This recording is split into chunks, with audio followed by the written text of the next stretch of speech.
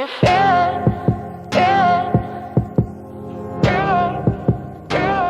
Que tipo de boas ações, digamos assim, tu começou a fazer saindo do corpo com esses entes, né? Aplicar energia em pessoas que tinham morrido e ficado presas aqui no astral da Terra. Virou minha especialidade principal, né? Agora, as saídas do corpo, elas liquidaram em mim o maior medo da humanidade, o medo da morte. Morte que eu falo como um conceito. Veja, todos nós um dia vamos passar daqui para outro plano. Isso aí é fato. Não precisa alguém acreditar ou não acreditar. Isso é a natureza. Aquilo que está vivo um dia chega ao fim e parte para o lado de lá. Eu sei disso, eu aceito isso, como aceito a naturalidade de eu respirar, de eu comer, beber e dormir. É algo da vida. Os estudos espirituais me tiraram aquele véu do medo. Agora, existe um medo de morrer que é celular, que é você, a adrenalina disparar, a dor, tudo isso causa reações. Isso é físico. Agora, o medo da morte na mente, sabe aquela história, Petri, a morte, como é que ela seria? Uma caveira com um capuz e uma foice. Isso é uma figura no mítico imaginário, né, das pessoas. Tipo assim, lá vem ela, quem lá muere, quando lá meia-noite. Você imagina, parece que vem uma entidade te cortar com uma foice e te levar. Não é isso. Isso é um conceito na mente cultural. O medo de morrer está nas células, né? Que é o instinto de sobrevivência. Mas o medo de morrer, o medo da morte na mente não existe, porque desde o ponto que eu saí do corpo, eu tô vendo que eu não sou o corpo, e vi alguns amigos meus que tinham vivido aqui e passado pro outro lado vivos, eu tô vendo que não tem morte. Então isso tira esse véu, e a maneira como você vê a morte, ela muda muito. Petri, eu vou a um velório, por exemplo, eu não vou em função da tristeza ou carência de quem foi embora. Pode ser um parente, um ente querido. Eu vou para dar uma força para os que ficaram, que precisam de um apoio. E emana uma energia a favor daquela pessoa que passou, que eu sei que não está morta. Então a perspectiva em relação à ideia da passagem para outro plano, ela muda, mas não é uma perspectiva religiosa. Porque cada um tem sua religião e deve seguir aquilo que o seu coração pedir, desde que respeite a religião dos outros e os pontos de vista diferentes. Mas alguém que mexe com essa área e percebe claramente essa outra realidade, a morte deixa de ter peso na consciência, você começa a ter uma noção melhor em cima disso. O que é esse lado de lá que tu falou? O que é esse lugar?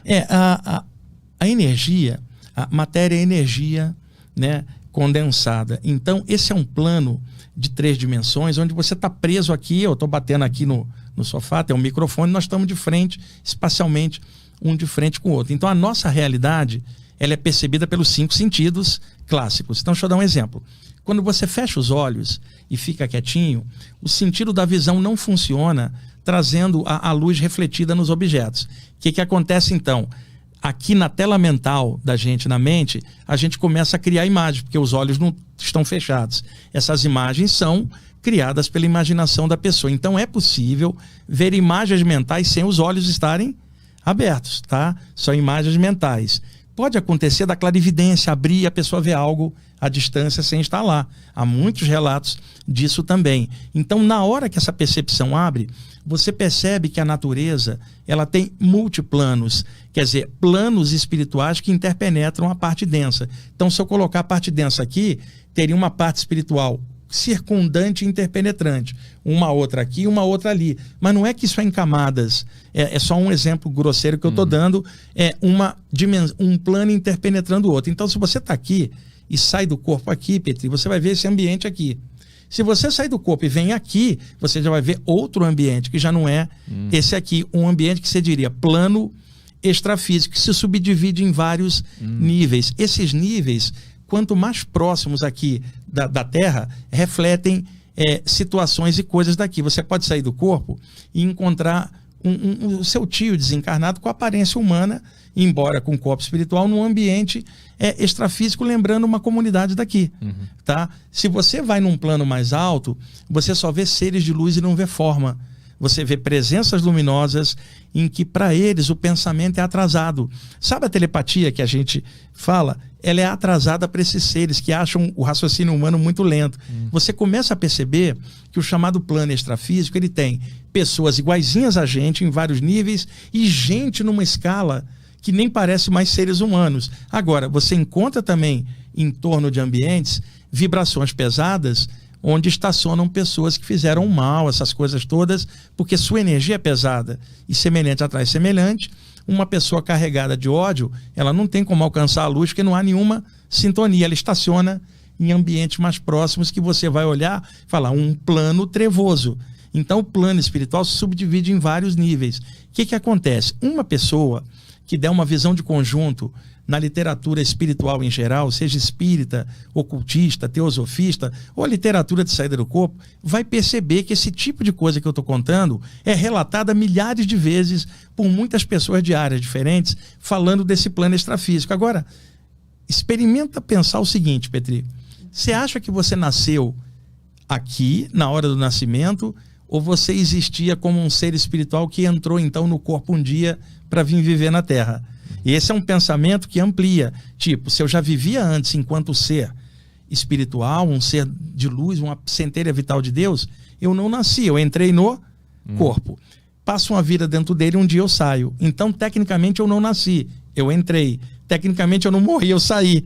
Então, se eu considerar a mim mesmo como uma consciência espiritual, eu não nasço nem morro, eu entro e saio. Então, por que tem vida lá depois? Porque já tinha antes. Nesse sentido, sair do corpo seria apenas retornar ao plano da onde a gente veio de lá para cá. Isso acaba ampliando a mente da pessoa.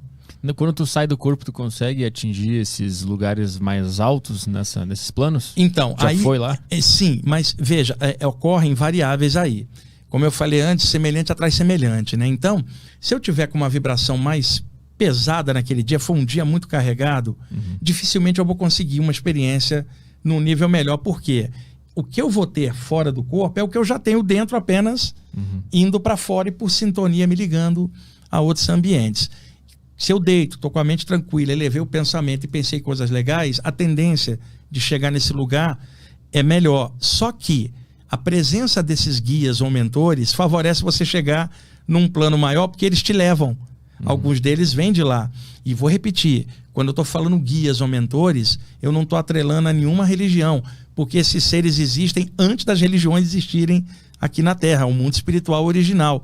Então, é possível chegar nesses lugares. Eu tive em vários lugares assim, e eu confesso, na maioria das vezes, Petri, não foi por eu ter ido, não, fui levado, ganhei carona para poder observar, depois contar nos meus livros, no meu programa de rádio, nos lugares onde eu vou na internet, contar dessa outra realidade. E assim eu acabo ajudando a humanidade. Por quê? Petri, quantas pessoas estão assistindo a gente agora que perderam um ente querido e estão baqueadas com isso, o que é natural, é a perda.